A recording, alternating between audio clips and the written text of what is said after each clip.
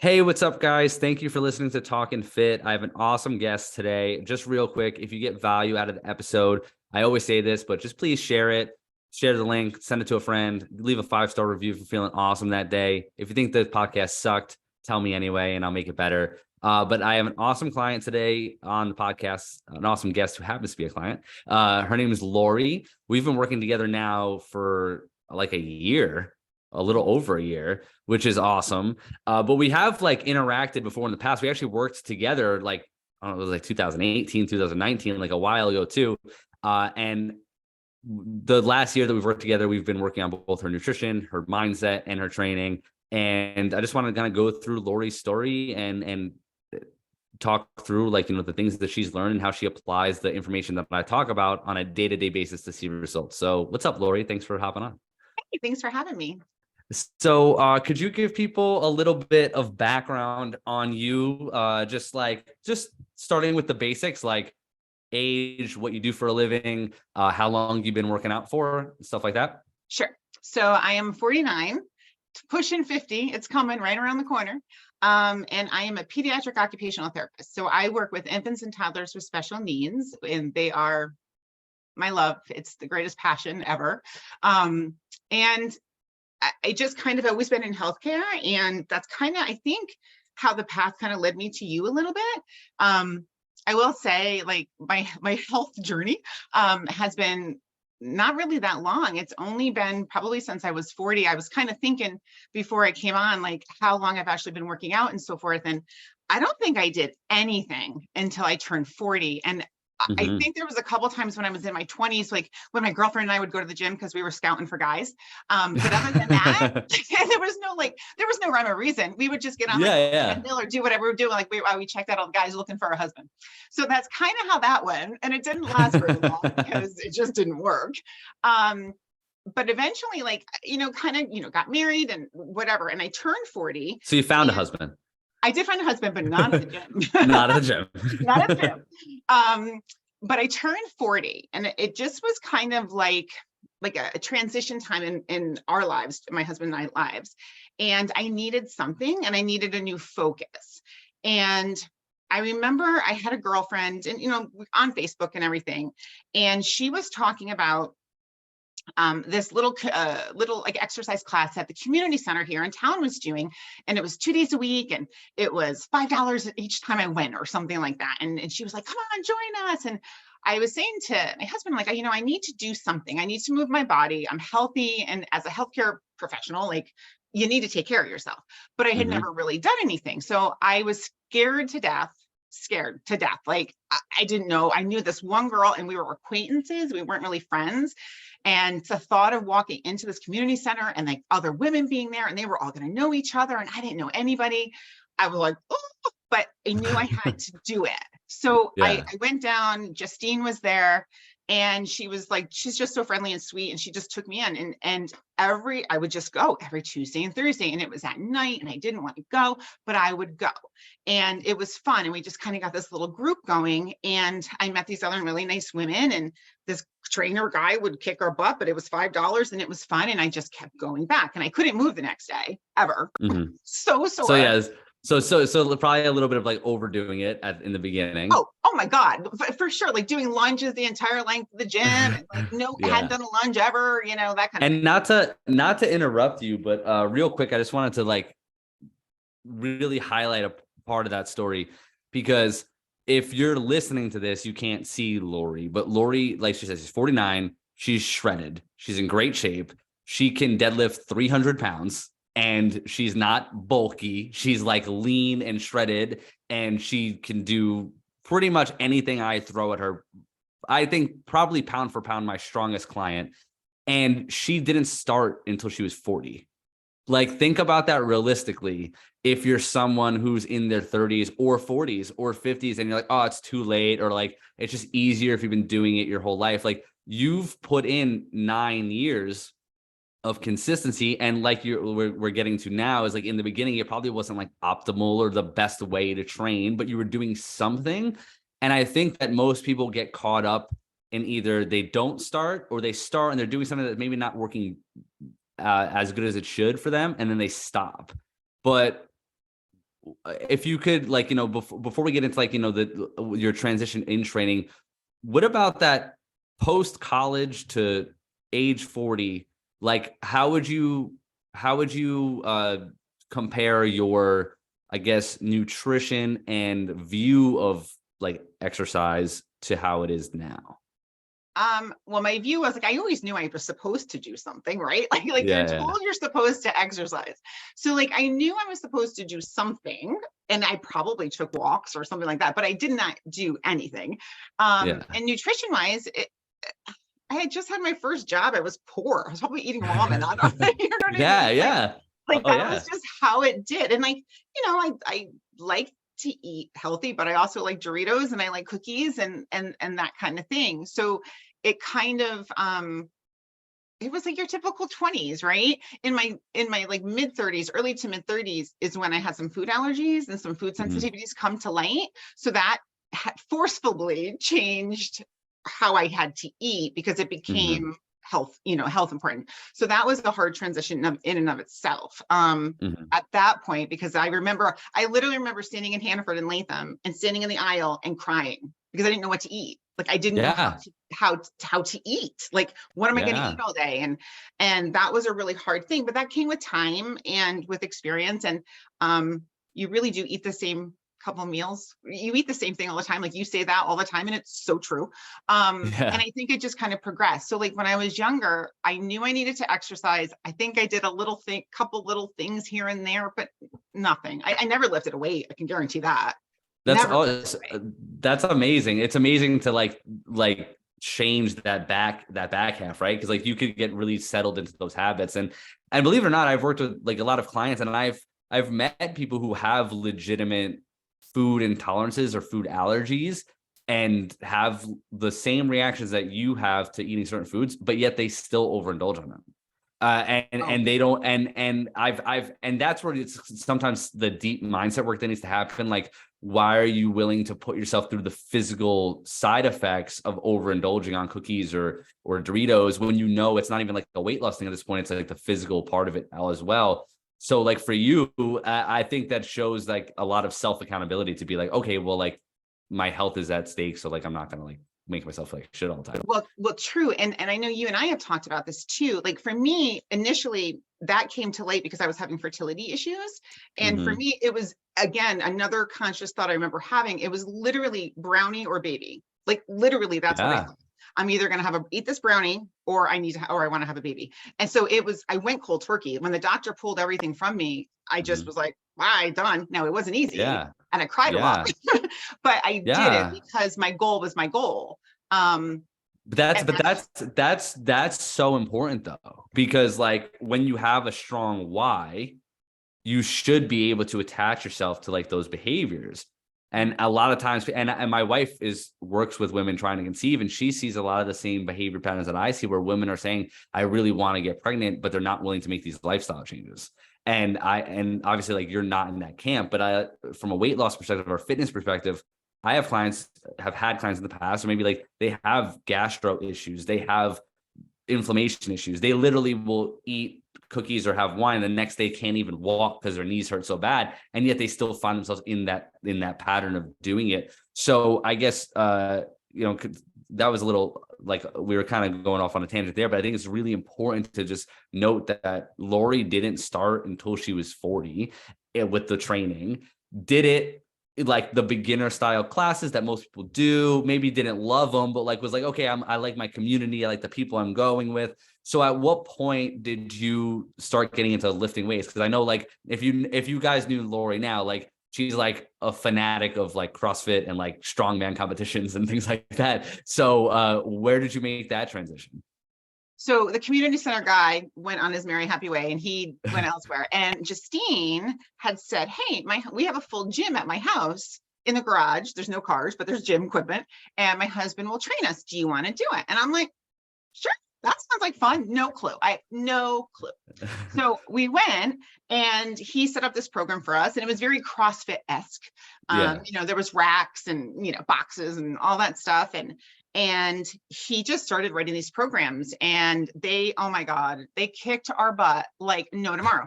But it was one of those things, like, I loved the girls. There was 4 of us total, and I Mhm. loved them so much. And this friendship just developed, and they are my people. And it kind of went from there. And from a workout perspective, like, I kind of I just got the bug. And like, if I could do, a 15-pound kettlebell one day, the next day I was like, I'm going to try that 20 this time. And if I Mhm. only get half of the reps, that's still better than what I did with the lower weight. So that's kind of how I was. And I just lit a fire. I don't know what Wait it a second. So was. you knew that before we started working together, that if you Yes. don't do as many reps, it's okay. Yeah. And But then that's still, and you and I then still had that. We've had that discussion oh many a no, that's time. why I'm being sarcastic. I'm like, yeah, because there's been plenty of check-ins with Lori where she's like, oh, I should have got 11, but I only got 10. And I'm like, yeah, it's okay. It's totally fine. I'm like, wait, so you knew that already? I know, it's so true. It's so true. But I got the bug, and it was just like, I just loved it. And we just kept doing it, and we did it like 3 days a week. And then a competition came around, and it was like, and if you know me, I just want to blend. Like, I am a wallflower to the nth degree. And Mhm. but this competition was happening. It was an all-female competition. And it was like down to like Rhinebeck or something. And I don't know how I stumbled on it, but I was like, I want to do that. But I wanted the girls to do it with me, and they couldn't do it. And I Mhm. was like horrified, like, but I want to do it. So my husband talked me into doing it. And then there was a little group of girls in this area who were going to do it. I didn't know any of them, but we all started training together. And I Mhm. did this competition. I had to learn how to run, like all this stuff. It was like, and they Yeah. told us what we were doing, but I had to learn how to do all this. And I remember telling my husband, like, just, you're going to be proud of me, whatever. Right. And he's like, oh my God, of course I'm going to be proud of you. Just go do it. Yeah. Like, I stepped outside the comfort zone. I was scared. I can't even tell you, shaking, like the whole 9 yards, but I did it. And I remember him Nice. looking at me and saying, like, I'm so proud of you. And he was saying, I remember him saying like that some of the coaches that were there counting reps and all that stuff had Mhm. said to him, her form is excellent. And then whatever else they said. And I just heard that, and I was like, oh, maybe I'm doing it right. Like, okay, this is Yeah. cool. And I came back and I told the girls about it, my workout girls. And I was like, you guys, you have to feel what that feels like to step outside your comfort zone, be so scared Mhm. and not comfortable, and just throw yourself out there and do it. And you're gonna be so proud of yourself. Like, it's awesome. So I did that. And then the next year we're continuing our workouts, he's upping the intensity. And with that, it was more CrossFit-esque. So like, I was Mhm. doing lots of cardio. It was normal to do 800 jump ropes in a workout, to Mhm. do 100 burpees in a workout. Like, that was normal. And I could do it all. And I could do it with a weighted Yeah. vest. And I could do it like I was in it, immersed in it. And like, a year goes by, another competition comes, but it's a local, from one of the local CrossFit gyms, and they do it at SUNY Albany, and it's a team event. So we're like, yeah, we're doing it, right? So we trained for it 5-6 days a week. It was 5 days a week we were training for it, and we would do training her house, and we would do training down at the track at school. And we did that event, and it was like, again, so scary, but your people were there, and like my sister Yeah. was there, my husband was there, and everybody's cheering us on, and that was really cool. But at that time, I was eating clean and I was fueling myself, but I was only at like 1,600 calories. Mhm. Don't know where that number came from. No clue, Yeah. but just a random number. That's And just that's where it was landing. Yeah. just where it landed. And that's what I ate. And I was eating so clean and like whatever. So, but during that competition, I started shaking, and I was losing, I was getting dizzy, and my friend's husband was like, hurry up, eat this quick. Like, I needed the sugar and I needed the carbs and all of that stuff. And I was like, afterwards, I was like, I could have done better, but I just knew my nutrition wasn't right. Like, I knew something wasn't right, but I didn't know Mhm. what to do. And then like, Yeah. it was very overt to me that something's not, you screwed up somewhere, Lori. Like, you didn't eat something right in preparation for this Yeah. exertion that you were So where were you at as far as like timeline wise? When was that moment when you were like, oh wow, there's a connection between nutrition and training? probably like 18, 19, probably 2018, 2019. So you had been working out at this point for how many years? Probably, I don't know, probably 3 years at that point. And No, this I is was getting lean, and I was I was getting like, Yeah, you're only eating 1,600 calories. I Yeah, was getting yeah.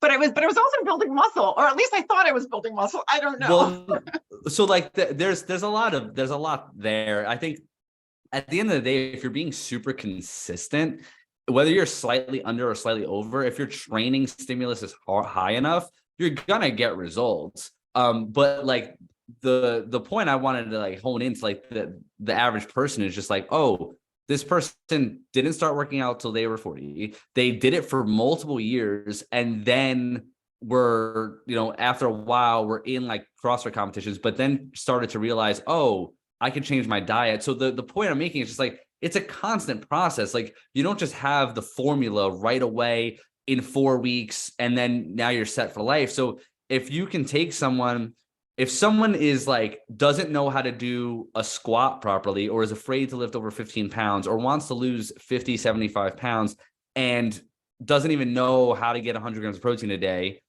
and you think to yourself, I don't need a coach, I can figure this out on my own. Like from someone who was at this point experienced, obviously like built themselves to a high level athlete, strong, lean, and you were still like, I could improve on this if I have help. Whereas like the average person has kind of that, it's almost like, what's that, the Dunning-Kruger effect? Like the less you know about something, the more you think you know, and the more you know, the less you think you know. So like I noticed, that's one thing I've noticed is because I've been doing this for 18 years consistently, coaching humans for 10 years, and I still learn stuff and seek help. So I think for the average person who's listening to this and they're like, oh, I can figure it out on my own. Like you probably can't. You probably can't. Yeah, you no, probably you see. can't.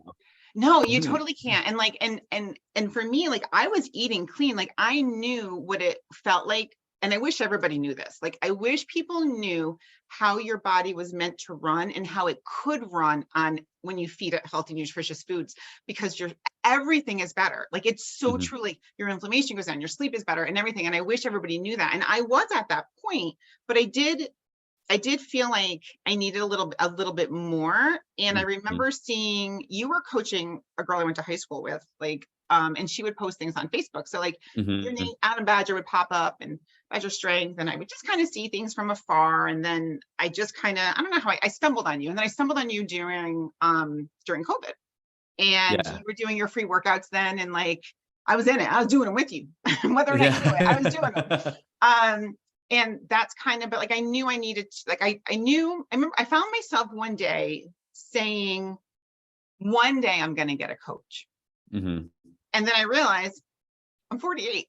Like at that point I was 48. Right. So I was like, when is one day? Like, this is the time, like that my body is still working really well and I can move it and I'm able to do certain things. And like, let me see what this is about. And I reached out to you and talked to you and I was like, oh, and it's hard to like give up the power because I was programming myself at that point, like along with my girlfriend's husband, but I was like changing things and anything to like, I would look, if I looked at a workout and it was like going to make me want to die, that meant it was a good workout. Like that was my program planning. Like if I was going to die of sweat and all of that, it was good.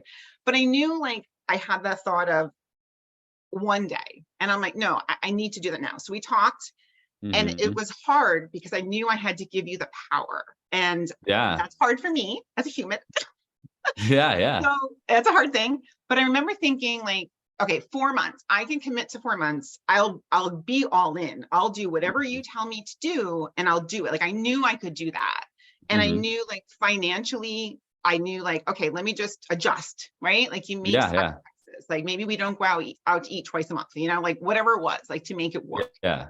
And I committed to you and I did it. And then I'll be honest with you, you and I had many discussions because it was hard, Adam. It was so hard mentally to like shift from like the do or die workouts where I was like seeing the light and like, you know, and dying afterwards and being so sore and like all of that stuff.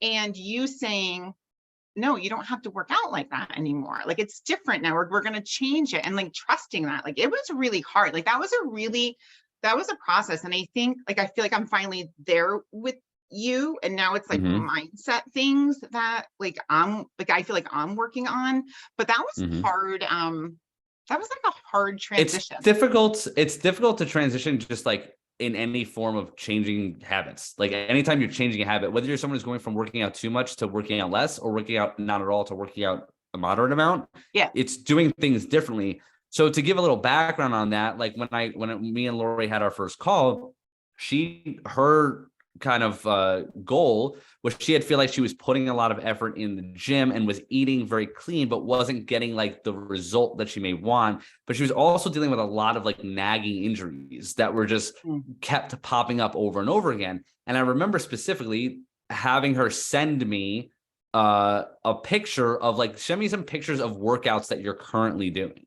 And I remember it would be like, 12 or 13 exercises, and it would be like a lot of jumping, a lot of bouncing around. Yeah. And I remember saying like, okay, in order to get you better results, meaning you're going to get leaner, stronger, more fit, I'm going to have you work out less and eat more food.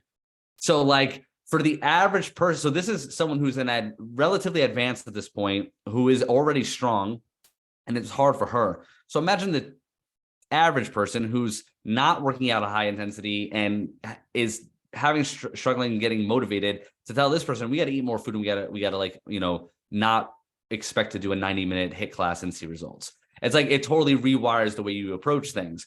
So when we first started that process, I remember specifically too, because I had the call with Lori, and she said she wanted to do it, but she just wasn't sure. She's like, is there any, I remember specifically, she said, could you send me a month of workouts just so I could take a look at them to see if I actually want to do them? And I said, I remember I said to her, I was like, this is where the coaching process kind of started. I said, well, Lori, like, your program is going to change like every month. And if there's any, like, what are you exactly looking to learn? Because I'm not holding anything back from you. But I think the problem here is just that, like, you're afraid it's not going to get you the results you want. And I'm telling you that it probably will. Like, what you're currently doing isn't, so something different logically should, right? And she was like, oh, damn. Okay, I'm in. Right. Well, And because yeah. well, and because when I went into this, I like part of me, I try to be very humble in life, right? But part of me, Yeah. I was like, he's going to be impressed with me. He's going to be like, I'm a 6-day-a-week workout person. Like I'm committed. I was one of you minus the coaching degree, right? Like I figured you were going to be impressed with that. And you were like, oh, heck no, like that's not impressive, Lori. Like, look what you're doing to your body. And I remember being like, he's so right. Like, because I have like that necrotic bone in my foot, right? So, but I was always injured. Like physical therapist, it was like, hey, Laura, how are you? I'm back. Like Yeah. I mean, I had cortisone shots at that point in my shoulder, and again, it was hard, but also knowing that I needed to make a change. Like you can't go through life chronically in pain. It's not healthy to do it like that. And my job is such that like I sit on floors with my little babies, and like I need to be able to be mobile to do that, and that was impacting that. So like it was hard. It was like a hard switch over, and I just remember being like taking down a peg or two and being like, that's all right. And one of the things you said to me early on with like the body pain kind of thing, and like me questioning your workouts, was like, how does that serve you, and how does that serve your body? And for the longest time, when I would get that thought of not wanting, of being like a little bit negative, maybe with how I thought the programming should be, or change and changing over it, I would be like, how does that serve you, Lori? How does that serve your body? And you were right. Like, you're so right. So like when you bring it to your forefront of your mind and you keep that goal, it doesn't serve me. It didn't serve me. And now I'm not in pain. And like all we did was, take away maybe 700, 800 jump ropes and some burpees and some box jumps and some other things, but I'm doing other stuff. Like when I first started with you, I was not deadlifting 300. And I think I did 3 or 305 the other day, or last week. I wasn't doing anything near that, anything. Yeah. I think I was squatting like 95 pounds, and I hit 200 a couple of weeks ago. So like, that's good for me. Like, I don't know if that's good. I mean, that's ridiculously good for anybody. Like male or female, like deadlifting over 300 pounds, like realistically for everyday functional strength, if you can deadlift just your body weight, like you probably as strong as you never ever need to be. And you're deadlifting double your body weight. Like it's crazy. So like, It's very, very impressive. And I think when people hear that, like if you're hearing this right now, maybe you're someone who's like struggling to start working out and you're like, well, I don't think I could ever deadlift 300 pounds. Like you don't have to. That's just Lori's goal. She likes being strong. She likes doing that stuff. But the point we're trying to make here is that you're setting limitations on yourself through your behavior. So with Lori, her behavior was, I'm going to do all this cardio, all this bouncing around, workouts that maybe I don't necessarily enjoy. I think this is the punishment I need to go through to get my results. Then I have chronic aches and pains. I'm under eating calories. So I'm hitting these like long plateaus. And what we did was we actually got her stronger. We started fueling her up. And she was getting to the point where she was regularly eating like 2,000 to 2,400 calories a day and getting leaner. So, and this is someone who, again, is 8-9 years in by the time we start working together. So like, if you've been doing this for like 6 months and you're like, oh, I'm not seeing results yet, like you just got to put in more time, and your results don't have to be, oh, I'm going to be shredded and deadlifting 300 pounds. But like, if you want to lose 40 pounds right now and you're hearing this, you can lose that 40 pounds. Like, but you just got to stop quitting and commit to the long game of constantly like, evolving and learning. So from a tactical standpoint, like, we didn't talk about this yet, but like your day-to-day job is very busy, very hectic. So like us scheduling this podcast was hard for both of us because we both have appointments, but Lori, essentially, she's bouncing around all day. So can you describe like a typical like work week, like how you don't have to go like appointment by appointment, but like what does a day in your life look like from a work standpoint? So I see typically 7, 8, 9 kids in a day, 45-minute sessions, and I work with children with special needs. So I'm working with infants and toddlers. So there's a lot of movement because toddlers do not stay still. And there's a lot of lifting. I mean, some of my children who are more needy, there's lifting, positioning. I mean, and I literally have kids on therapy equipment where I'm on the floor, my hands are doing this, my chest sometimes is supporting, like I'm supporting them, the back of their heads, and my feet are holding something. Like it's like a monkey, like you're trying to balance it all to give the child as much support as they need. So it's just one of those jobs. And then in and out of the car, and then like, because you travel from a place to place. I go to house to house. Yeah. I go home to home. So it's just a lot. And then carrying my therapy equipment and, all of that. So, that was one of my goals early on too, was like, this is my career. Love it. I have no end in sight. Love what I do. But I need to be able to sit on people's floors. And because that's what I do. I sit on a floor for a living. So like, think about that. Like if you're the average person who sits at a desk all day, you might hear that like Lori moves around a lot. You're like, oh, well, like she burns more calories than me because she's moving around. Well, she's moving around, but she's also sitting a lot. She's in a car. She's on a floor. Like if you think you have back pain sitting in like your comfy office chair, imagine if you have to sit on like a hard floor multiple hours a day. Also, if you're doing 7 or 8 appointments a day, 45 minutes each, right? Which I know as a trainer, when you're in an appointment, it's not like working on a computer. You are on. You're giving 100% attention to someone else. Your energy is going to someone else. 7 or 8 appointments a day. That's 7 to 8 hours a day, not including the travel. She's fucking busy, right? So like, what strategies do you implement to still prioritize your food? Because Lori is one of my most consistent clients when it comes to, she's never drastically under her protein. She's never drastically over or drastically under her calories. She's landing in those ranges, like I would say 90% of the time. So when someone is like, oh, I'm just so busy, I don't really have time to like bring food, or I forget, like what are some strategies that you've put into place to make sure that like your nutrition stays on point when you're really, really busy? I think I just plan, but the planning to me is just so second nature at this point. Like, in terms of food, it's like, I do tend to eat the same thing for breakfast. It's just easy. But again, it's just easy. It's easy and you like it. It's not because, oh, this is a magic fat burning food. It's just, it makes your life easier. So if you're someone who stops at Dunkin' Donuts every morning and gets a blueberry muffin, like you're not doing that because you love that blueberry muffin. You're doing it because it's convenient, it's comforting. So for sure. Yeah. So that's just a side note, but go ahead. Yeah, no. And I do, I don't food prep like you see like on Instagram and stuff like that. But like, on Sunday, like when I'm, doing whatever and the family's over, I've got baked potatoes in the oven. Like they're just cooking. They're just doing their thing. Or I have something in the crock pot. Sometimes I make meatballs or whatever I do, and I throw it in the freezer and I have a backup plan should we not have leftovers. leftovers from the night before, and that's what I take the next day, or whatever it is. It's easy. Like, I just find a protein, cook a bunch of it, and I eat it, and I can prepare it different ways. If I make 4 chicken breasts, you can eat chicken breasts 4 different ways, and it's not like you're eating the same food. Like, you can change it up. Like, it's not that big of a deal. And 95% of the time, my husband's eating the same type of thing. And we just, because I'm not a short order cook, like, this is what I'm making. This is what you have. This is what you're eating. This is what you're eating. And he's so good with it. He just does it.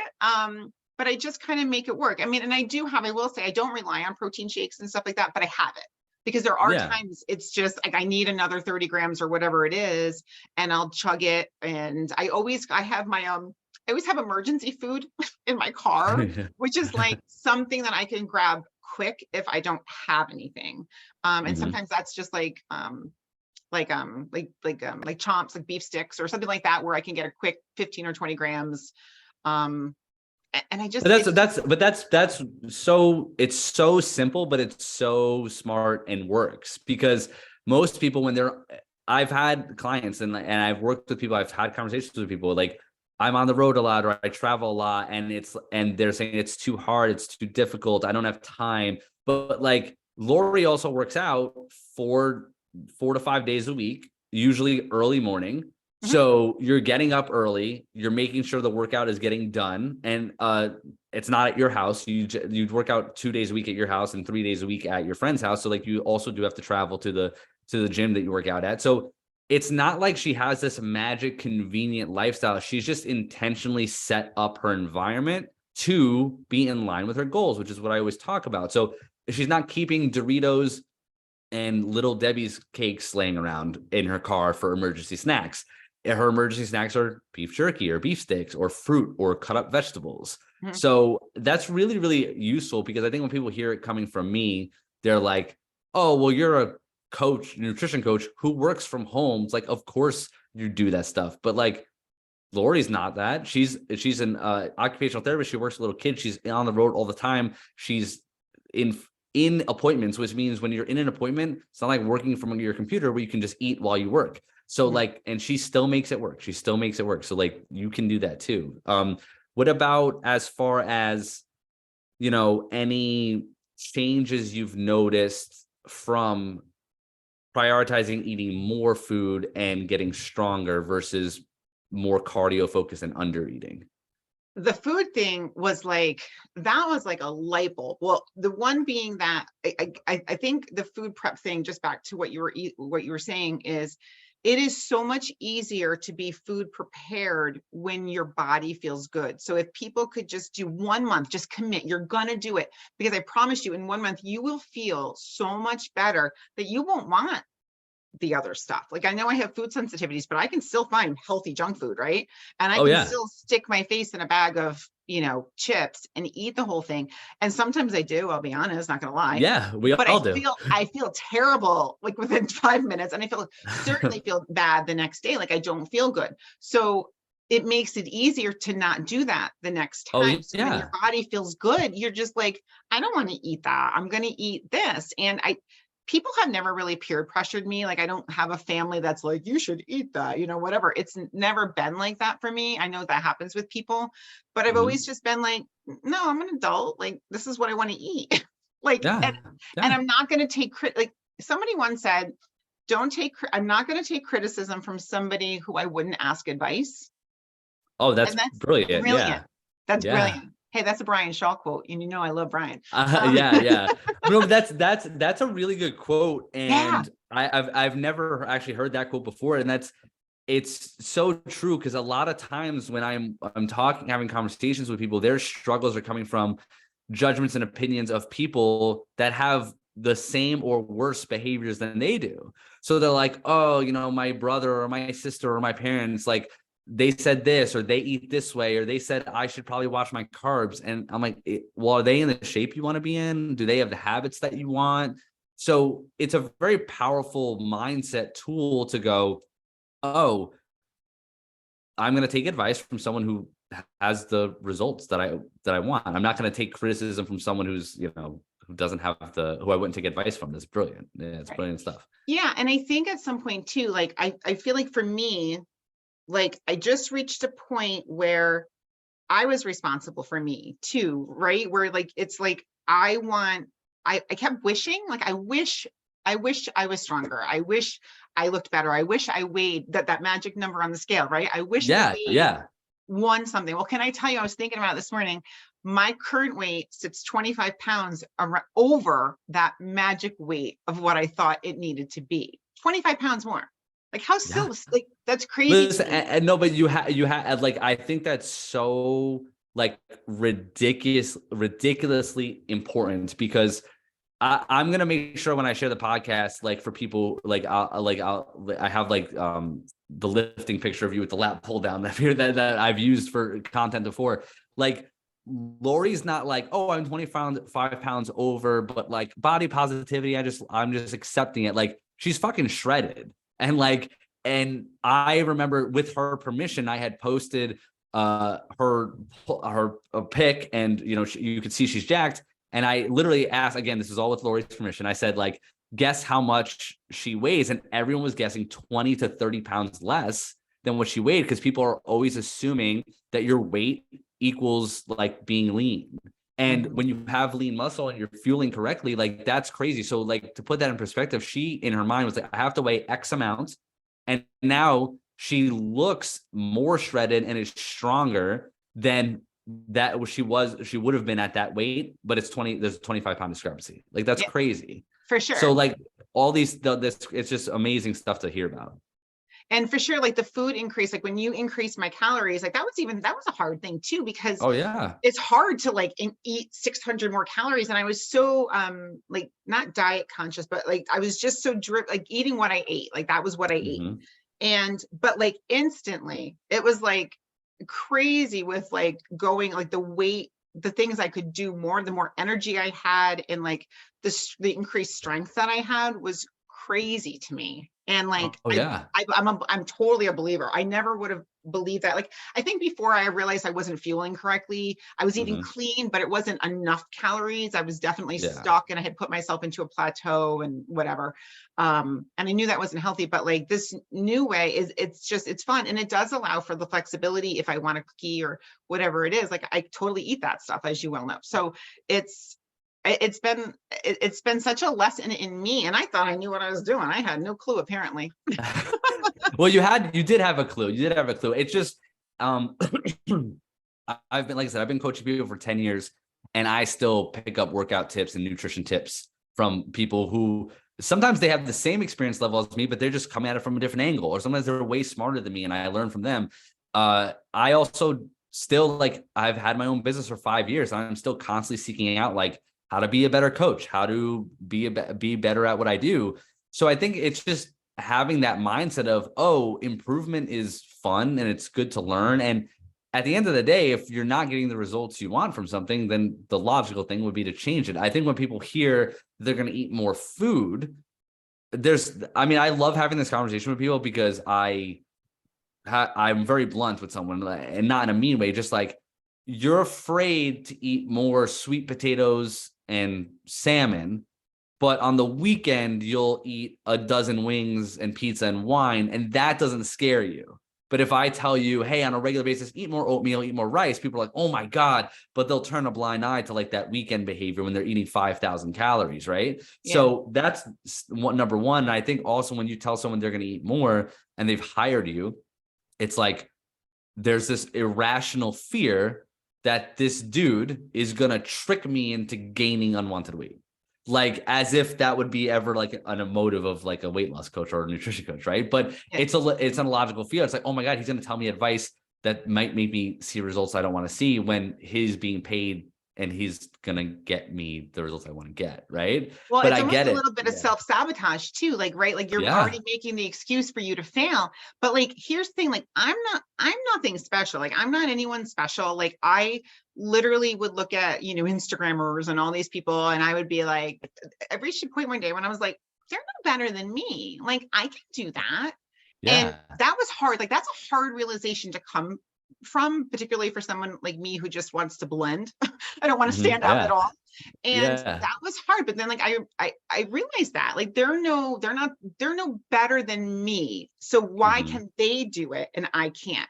And it's me getting up and saying, let me try it. And I think that's what Yeah. happened with me over time. Like, and now I totally have the bug and I want to be healthy. I don't want to go into my 50s, my 60s, and my 70s. I don't want to have poor mobility. Like you can Mhm. choose as a healthcare professional, you can choose to go into being older in a Mhm. healthy manner or in a manner that probably isn't the best health conscious way, right? And I don't want to be the one, if I can fight it in any way, I'm going to go into it the best possible way. And if you can just move some way and like stay mobile, I don't care what that looks like, just do something for your bone density, which is weightlifting, and Yeah. and just keep your joints moving. Like that's what you need to do. So your 40s, your 50s, your 60s, they're not old anymore. 40s, Oh 50s, yeah. 60s is not old. And Oh, 100%. Yeah. don't fall into that trap. Just be like, let me do something. And if it makes you scared, that's okay. Do it anyway, because you can do it. Prove to yourself that you can do it. Like I am so worth it, but it took me a long time to realize that I'm worth it. And I just had to learn that myself, that I can do it, even though I want to do it like in like my corner of my room and be like this. But like Yeah. I've learned I can do it. And with that brings confidence. And like it's so much better to be confident. I'm much more confident now at 40, at 49, pushing 50 than I ever was at 30. Ever, That's ever, ever. amazing. It's such a good feeling. It feels like so good to believe in yourself and to just be like, to see a goal and just be like, let me work for that. I don't know if I'm going to be successful, but I'll have fun trying. And that's just kind of how I did it. I mean, that's a perfect way to end the episode. I think that was like a mic drop speech. That was awesome. Oh, That I think it's really powerful because again, it's like, and I say this because I'm a human being too. I'm guilty of that too. When I set like goals for myself, and it doesn't always have to be like fitness goals, but it could be business goals or whatever. And I'm like, you attach your self-worth to the goal. And as soon as you get the hints that you might not reach it, you start to like hate on yourself or get discouraged, or you consider like, well, what's the point? Right. But it just distracts you from how far you've come. And I just had this conversation with a very successful client of mine this morning. I was like, how come when it comes to the business you run this big business, you're in charge of hundreds of people, you can look at the data and look at the ebbs and flows and compartmentalize it and go, okay, what are we doing wrong? And you can move the needle forward and make adjustments. But when your weight doesn't drop one week, you are on the brink, right? And we had that conversation and really dug into that. And I think for anyone who's listening to this, if you just heard what Lori said, it's have confidence, believe in yourself, and understand that your time is going to pass whether you pursue your goals or not. Like 10 years is going to go by regardless. And in 10 years, you could be 10 years closer or 10 years more advanced than you are now, or you can be 10 years worse. And it's really the only top, like literally best, if you don't do anything differently, best case scenario is you stay the same. And if you stay the same and you're currently not happy with your health, then what does that look like for you? But Lori, I appreciate you so much. I'm really grateful to know you. And I really, I'm grateful that you did say, I think this is going to help a lot of people. Thank you. And it made me do something I was totally scared to death of doing, which is like, that's why you have to do it, right? Like when you said, ask me to do it, what did I say to you? This scares the hell out of me, but I'm going to do it. Yeah, that was the first thing she said. She's like, it scares the hell out of me, but I'm going to do it. But Yep. that's amazing too. It's to see you go from someone who had never worked out before to now where you're like the strongest client that I can think of. And you are just constantly jumping out of your comfort zone and looking to improve. Like as you cross into your 50s is amazing. Whereas most people, I've met people who are in their 30s and they're already like, I don't have anything left to prove. Like what kind of way to go about things is that? I'm not done. I'm not done. I think I told you that. Like, I'm not done. I'm not done trying to get over 300. I'm not done trying to squat more than 2. There'll come a point, I know, when like it tips the other way. There's a like, threshold. Yeah, there's a threshold. There's a threshold, right? I totally get it. But my mind is, I'm not done. So now I see, I'm going to hit 315. I'll hit it. Like, I will. I know I will. It's going to take time. And maybe it's not as easy, but I'll hit it. You have to get that on video too. Oh, okay. Yep, we will. All right. Thank you. Thank you. Bye.